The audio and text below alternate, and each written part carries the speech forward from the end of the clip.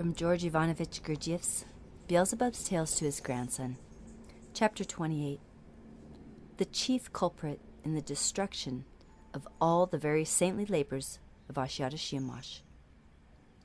You remember, my boy, I have already told you that the learned beings then assembled in the city of Babylon, from almost the whole surface of the earth, were not primarily to blame for the arising of the factors that caused the final destruction of the surviving beneficent results of the conscious labors of the very saintly Ashiata Shiemash for later generations of your favorites, but as had long before become proper to most of the terrestrial learned beings of new formation, they were merely like contagious bacilli, the unconscious disseminators of every kind of already existing evil among their own and subsequent generations.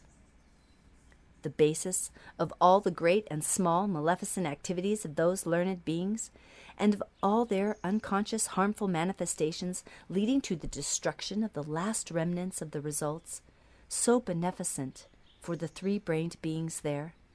of the very saintly conscious labors of the essence-loving Ashiata Shiemash, was, as my further detailed research on his saintly activities showed me, the invention of a learned being well known in his day, who was also a learned being of new formation, named Lentro Hamsanin. Thanks to the double center of gravity of his inner existence, the highest being part of the presence of this terrestrial three-brained being was coded and perfected up to the required gradation of objective reason, and later this highest being part became, as I once told you, one of those 313 highest being bodies, who are called eternal Hasnamus individuals, and to have the place of their further existence in the universe on a small planet named Eternal Retribution. Strictly speaking, as regards this terrestrial three-brained being, Lentro Hamsanin, I should now have to keep my promise and explain to you fully the expression Hasnamus, but I prefer to do so a little later at the proper place in the flow of my tale. The maleficent invention, or as contemporary terrestrial learned beings of new formation would say, the composition or even the creation of that learned being was actualized, as I have already told you, at least 2 centuries before the time when during my 5th sojourn I first visited the city of Babylon, where learned beings were assembled, partly by coercion and partly voluntarily, from almost the whole surface of the planet. This maleficent invention of that learned being of a former period reached the learned beings of the Babylonian epoch by means of what is called a kashirat lir, inscribed by Lentro Hamsanin with his own hand. I find it necessary to give you a few details about the arising of this Lentro Hamsanin, and how, thanks to the accidental circumstances of his environment, he later became a great learned being and an authority for his contemporaries almost everywhere on the surface of your planet. This very characteristic story can serve as an excellent example of a practice long ago firmly established in the process of existence of those three-brained beings who have taken your fancy, by which some of them become, so to say, authorities, at first for other learned beings of new formation, and then for all the unfortunate ordinary beings there. It was by chance that I came upon the details concerning the conditions of Lentro Hamsanin's arising and subsequent formation into a responsible being,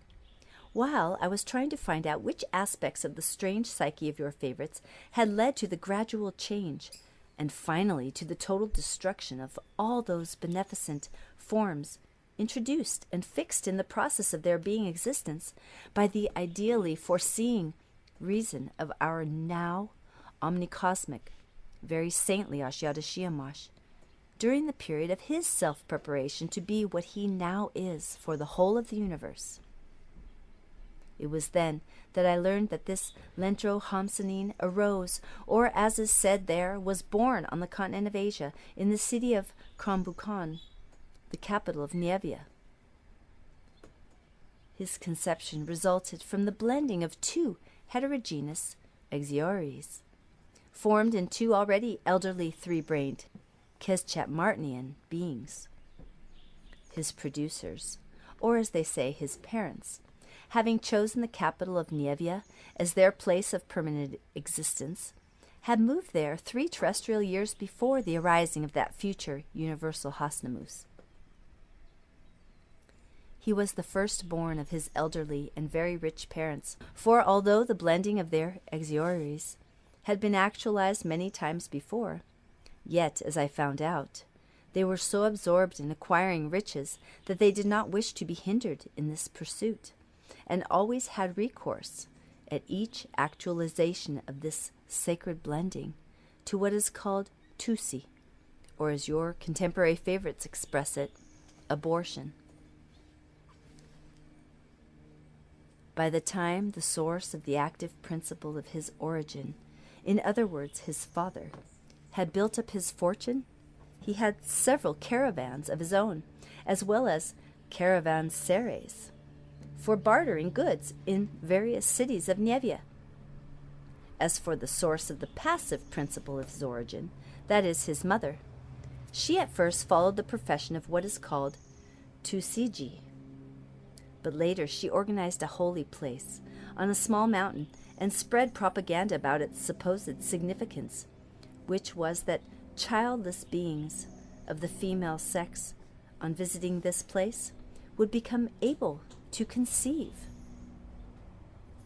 When this couple, in what is called their declining years, had become very rich, they moved to the city of Kronbukan to exist there solely for their own pleasure.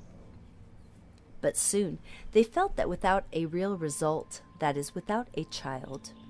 pleasure could never be complete, and from that time on, without sparing any money, they took every possible measure to obtain such a result. With this in view, they visited all sorts of holy places, maintained for that purpose, with the exception, of course, of their own holy mountain, and tried every kind of medical means that purported to aid the blending of heterogeneous exiories. And when by chance this blending actually took place, there finally arose that long-awaited result of theirs, later called lentrohamsanin.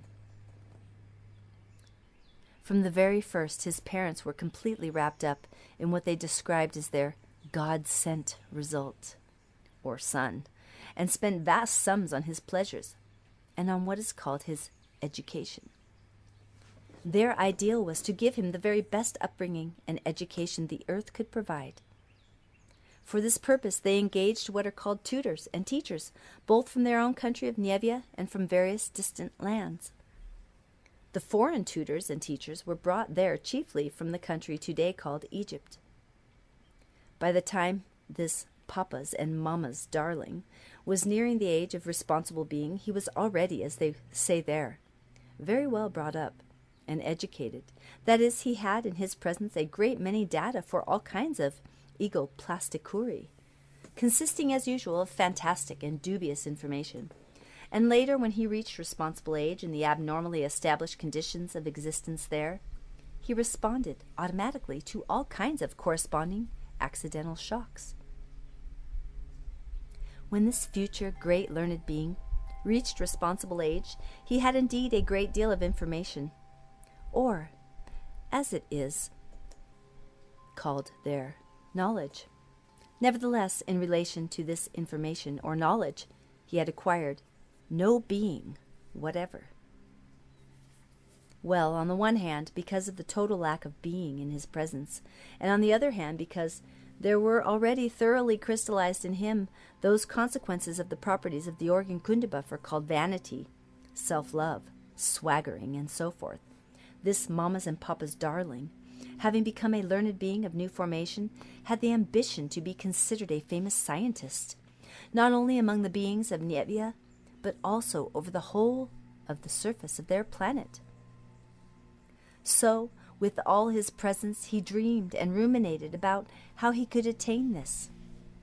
He spent many days in serious thought, and finally decided first of all to invent a theory about some question nobody before him had ever touched upon, and then to inscribe this invention of his upon a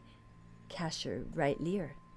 the likes of which had never been inscribed upon before, nor ever could be in the future. And from that day on, he set to work to carry out that decision of his. With the help of his many slaves, he first prepared such a Kashirite lyre as had never existed before. In those days on the planet Earth, Kashirite lyres were usually made from one or another part of the hide of a quadruped being called buffalo. But Lentroham Sanin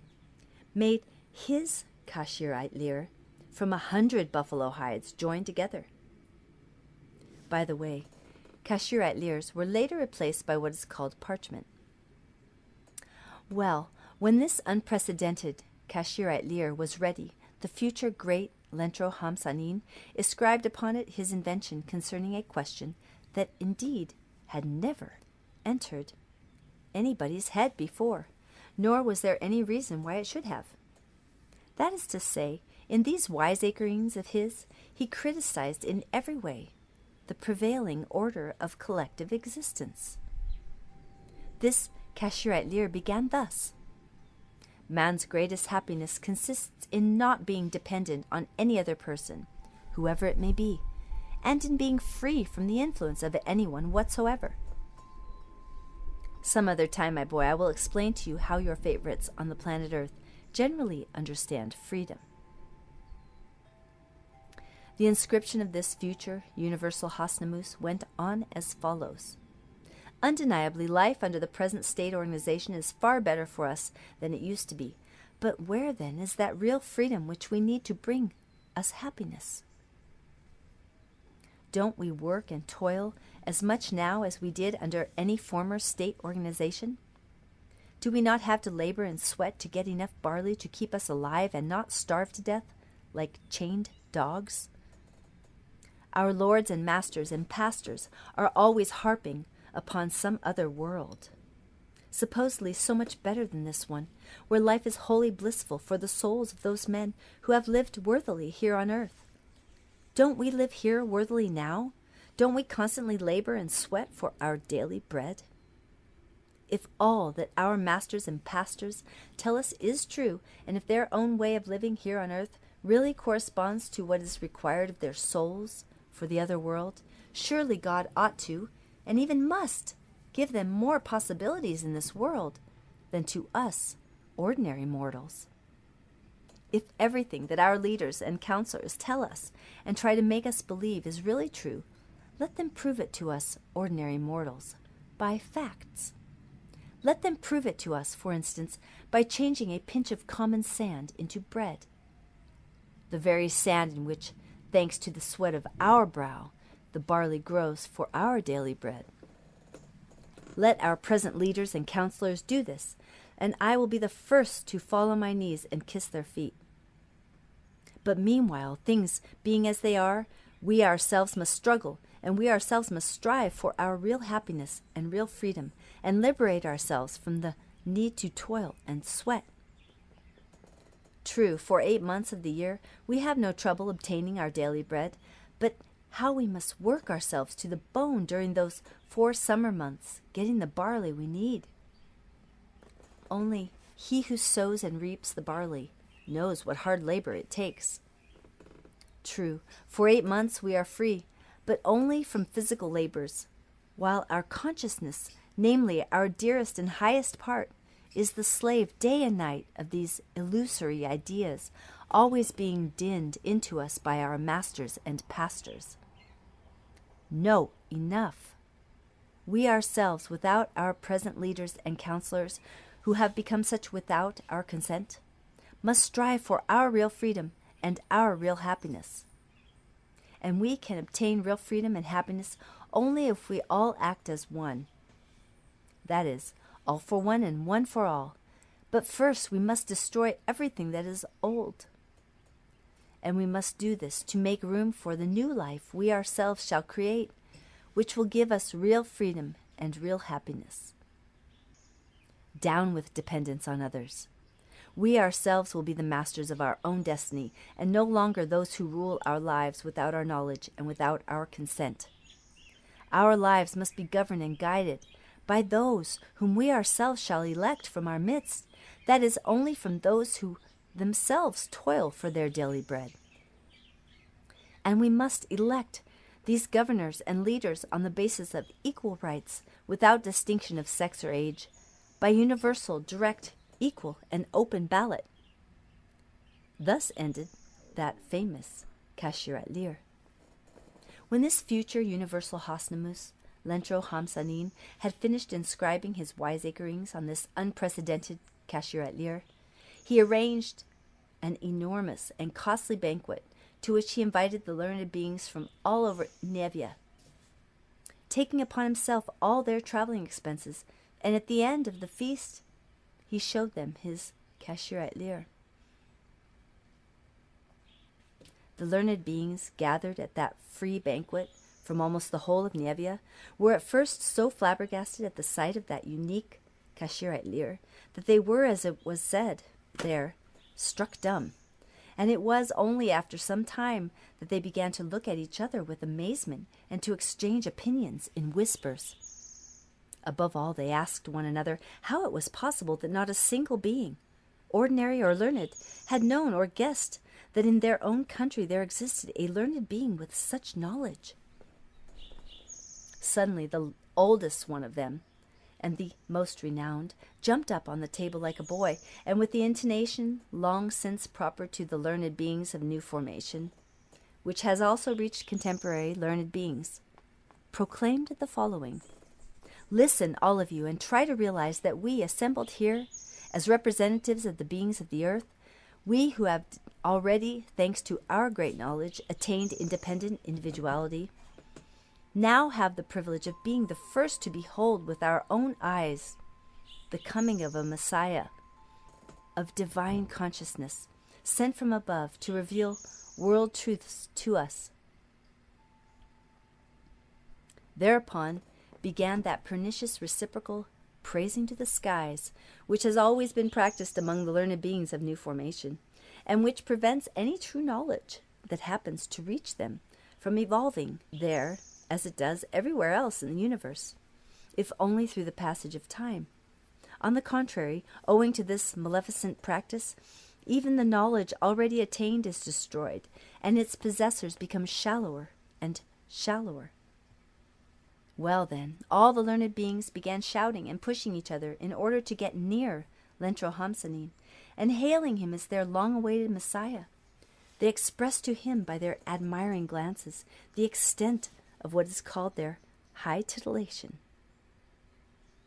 The most interesting thing about all this is the reason why these learned beings were so worked up and gave vent so freely to their learned snivellings, which was that there had been formed in the psyche of your favorites, thanks as always to the same abnormally established conditions of ordinary existence, a certain extremely strange conviction that anyone who becomes a follower of a well-known and important being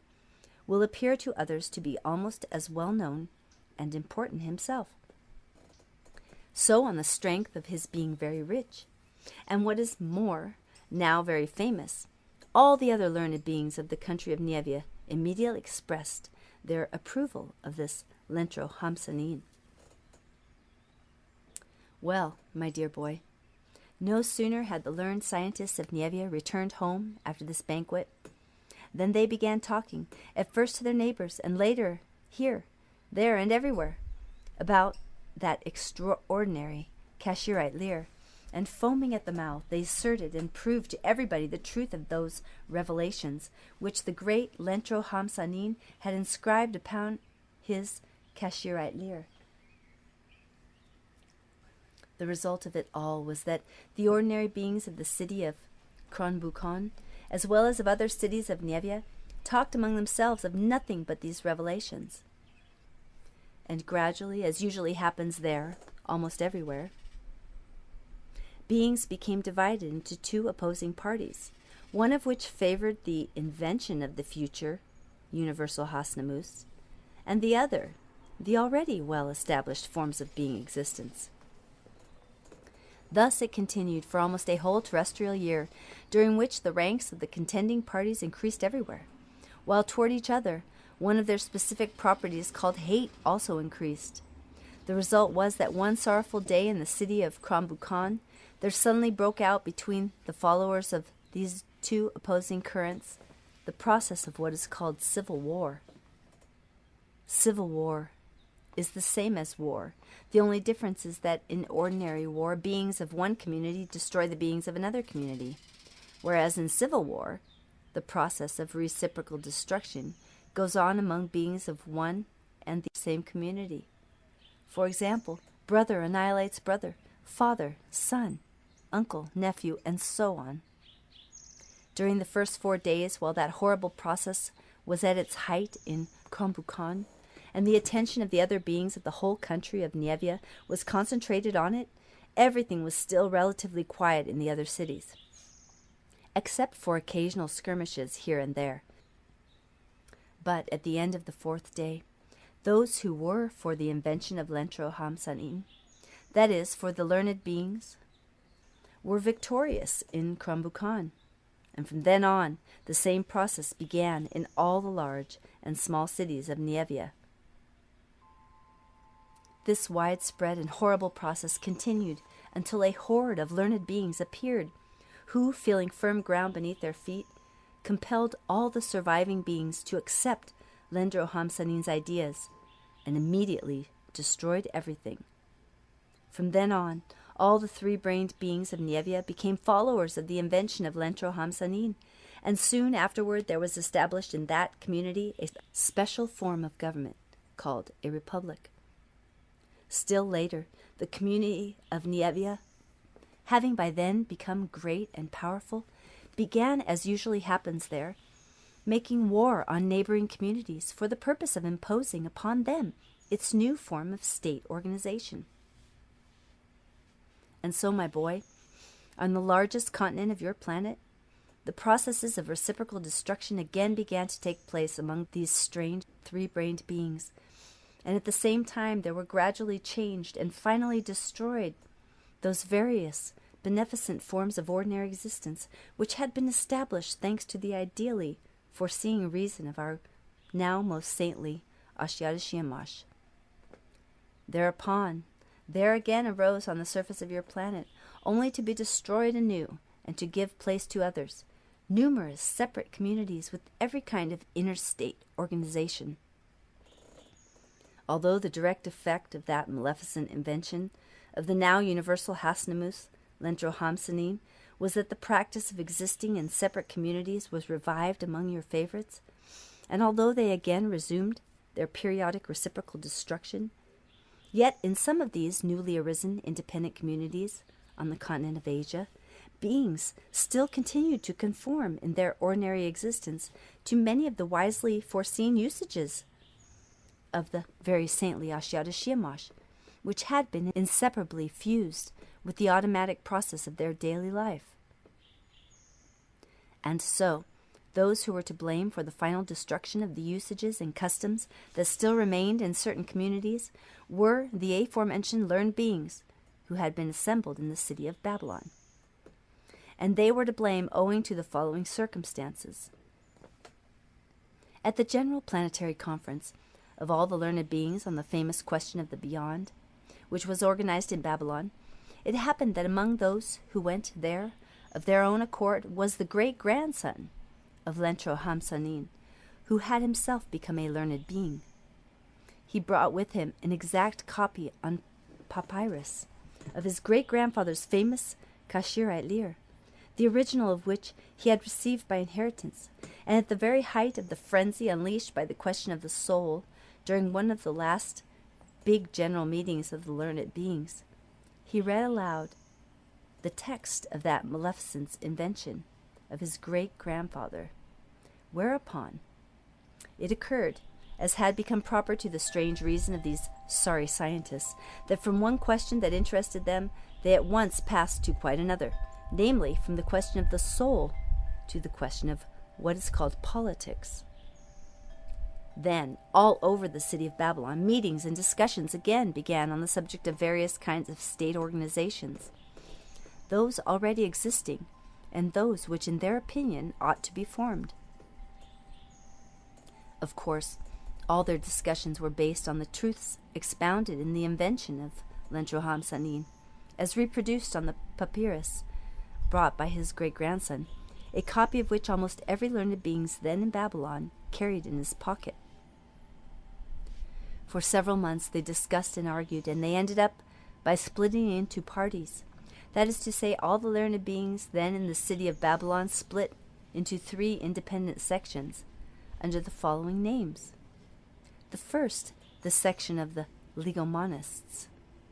The second, the section of the neomothists. The third, the section of the paleomothists. Each of these sections soon had its adherents among the ordinary beings of Babylon, and once again, things would certainly have ended in civil war if the Persian king, getting wind of all this, had not immediately cracked them on their learned noodles. On his orders, some of these learned scientists were executed, others were imprisoned with lice, and still others were banished to places where, even now, as Mullah Nasir ad-Din would say, French champagne cannot be found. The few who were shown to have been mixed up in all this only because they were obviously mad were permitted to return to their own countries, while those who had taken no part whatever in political questions were not only given full liberty to return to their native lands, but by order of the Persian king, their departure was even conducted with full honors. And so, my boy, those Babylonian learned beings who, for various reasons, survived and were scattered over almost the whole surface of the planet, continued by momentum to wiseacre, taking as their basis, not consciously of course, but simply mechanically, the 2 leading questions that had arisen during those Babylonian events and had become the theme of the day, namely the famous questions concerning the soul of man and internal state organization. The result of these wiseacrings of theirs was that throughout the continent of Asia, civil wars broke out in various communities, and the process of mass reciprocal destruction between different communities started up once more. The destruction of the last remnants of the conscious labors of the very saintly Ashiata Shiemash thus continued on the continent of Asia for about a century and a half. Yet, in spite of this, certain customs created by Ashiata Shiemash for the good of their being existence were still preserved in some places and continued by momentum. But when the 3-brained beings of the neighboring continent, now called Europe, began taking part in these Asiatic wars, and when hordes, led by the arch-vainglorious Greek called Alexander of Macedonia, overran almost the whole continent of Asia, they made, as is said, a clean sweep from the surface of that ill-fated planet of everything that had been established and preserved, so clean a sweep that not a trace was left, even of the memory that there once existed on their planet such bliss, intentionally created for their existence by that reason whose possessor is now one of our 7 most saintly omnicosmic individuals, without whose participation even our unibeing common Father does not allow himself to actualize anything. And now, my boy, after my tale about this Lentro Hamsanin, thanks to which you have received a concrete picture of the consequences for later generations of the activities of a typical representative of eternal Hasnamus individuals, it will be opportune to explain a little more in detail, as I promised you, the significance of the word Hasnamus. In its widest sense, the word Hasnamus designates any 3-brained being, whether he has already coded his highest being parts or consists of his planetary body alone, in whose common presence, under the influence of certain individual impulses, a certain something arises which participates in the completed formation of his independent individuality. This something arises in these cosmic individuals, and during the process of the transformation of substances, blends with the crystallizations resulting from the action of the entire spectrum of what are called Nalu-Osnian impulses. in accordance with the chief cosmic law, the sacred Heptaparshinuk. This Nalu-Osnian spectrum of impulses, in its original essence, consists of 7 heterogeneous layers, from the point of view of their engendering as perception and resulting manifestation. And if these different aspects of the entire spectrum of Nalu-Osnian impulses were described according to the notions of your favorites and expressed in their language, they might be defined as follows. 1. Every kind of depravity, conscious as well as unconscious. 2. The feeling of self-satisfaction from leading others astray. 3. The irresistible urge to destroy the existence of other breathing creatures. 4. The inclination to free oneself from the necessity of making the being efforts required by nature. 5. The tendency to make use of every kind of artifice to conceal what in the opinion of others are one's physical defects. 6. Serene enjoyment in the use of what is not personally deserved. 7. The striving to be not what one is. This something which, together with these Nalu-Osnian impulses, arises in the presences of specific individuals, not only is the cause of painfully retributive consequences for these individuals themselves, but also has the particularity that whenever one of these imperious tendencies ceases to act in their presences, the radiation proper to one or another aspect of the manifestation of this something has a greater effect on surrounding beings and becomes a factor for engendering the same in them. In the common presence of every 3-brained being, there can arise during the process of his planetary existence any one of 4 kinds of independent Hasnamus individual.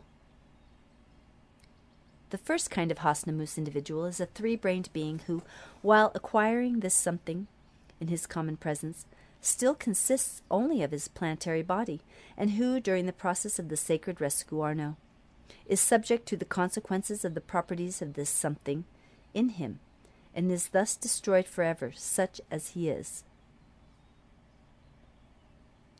The second kind of Hasnamus individual is a 3-brained being in whose common presence the Kesdjan body has already been coated with the participation of that same something, and, as is proper to such a cosmic arising, having acquired the property of Turinurino, that is, non-decomposition, in any sphere of that planet on which he arose,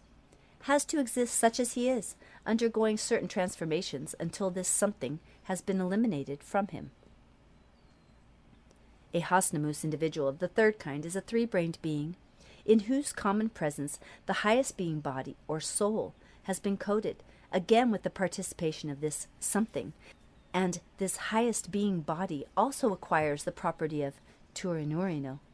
but this time corresponding to this highest coating. That is to say, it is not subject to decomposition,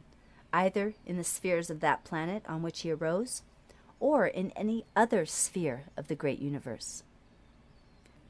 The fourth kind of Hasnamus individual is like the third, but with this difference, that the Hasnamus of the third kind has the possibility of at some time becoming, so to say, cleansed from this something, whereas for the fourth kind, this possibility is lost forever. That is why the fourth kind of Hasnamus is called an eternal Hasnamus individual. For these 4 kinds of Hasnamus individuals who have this something in their presence, the retributive consequences I have mentioned do not entail the same suffering, but correspond to the nature of each, as well as to the objective responsibilities flowing from the original foresight and hope of our common Father for these cosmic actualizations. For the Hasnamus of the first kind who acquires this something, while consisting only of a planetary body, the decomposition of his planetary body does not proceed according to the general rule. That is to say, all the various sensed impulses in his organism do not stop functioning simultaneously at the approach of the sacred Rascuarno, that is, death. But the process of the sacred Rascuarno already begins in him during his planetary existence and proceeds in stages, that is, one by one, his separate spiritualized localizations gradually cease to function in his common presence, or, as your favorites would say, in such a being, first one of his brains with all its functions dies. Later on, the second one dies, and only then does the final death of the being occur. In addition to this, after the final death, the disintegration of all the active elements of which the planetary body was formed proceeds much more slowly than usual, and is subject to the inextinguishable action, lessening only in proportion to the volatilization of the active elements, of the Naluosnian impulses sensed during his life. For the second kind of Hasnamus individual, in whose common presence the Kesdjin body has already been coded, the retributive consequences are that, on the one hand, such an indeed unfortunate arising, freed from the planetary body of a three-brained being, and not having the possibility of perfecting himself independently without a planetary coding, does not succeed in eliminating from his presence this maleficent something, which is not necessarily acquired by his own fault, and which always and in everything in this universe is an obstacle to the correct flowing of the common cosmic trago-auto-egocrat process. And on the other hand, owing to the property of tur in orino,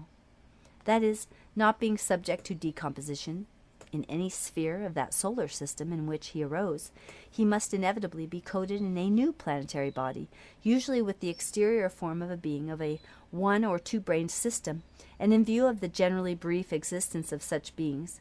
and of his not having time to adapt himself to any one exterior form, he must constantly begin all over again in the form of another being of that planet, with all the uncertainty as to the result of this coming. And as for a Hasnamus individual of the third kind, namely, a three-brained being in whom the highest being body has been coded, but with this something participating to the extent that he has not lost forever the possibility of freeing himself from it, his fate is still more terrible.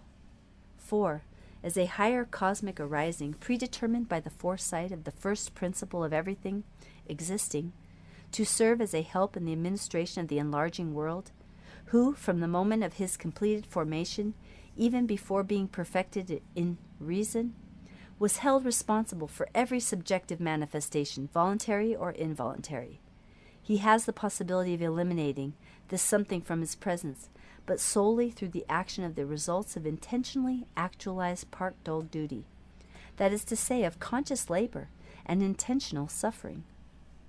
Such a higher being body must therefore suffer unremittingly according to the degree of cognizance of his own individuality, until this something is entirely eradicated from his common presence. As a place for the suffering existence of the high orders of Hasnamus individuals, the higher sacred individuals have intentionally allotted from all the large cosmic concentrations 4 small planets disharmonized in their subjective functioning and situated in various most remote corners of our great universe. One of these 4 disharmonized planets, called Retribution, is specially prepared for the eternal Hasnamus individuals, and the other 3 for the higher being bodies of Hasnamuses, who still have in their presence the possibility of ridding themselves at some time or other of this maleficent something. These 3 small planets exist under the names of remorse of conscience, repentance, self-reproach. Here it is interesting to note that from all the highest being bodies that have been coded and perfected in every kind of exterior form of three-brained being of the whole universe, only 313 have so far reached the planet Retribution, 2 of whom had their arising on your planet, and one of these is the highest being body of precisely this Lentro Hamsanin. On the planet Retribution, the eternal Hasnamus individuals must constantly endure those incredible torments called Inkiranando, which are like the suffering of remorse of conscience, only much more intense. The greatest anguish of this state of the highest being bodies is that they must always endure these terrible sufferings, fully conscious that there is no hope whatever of their coming to an end.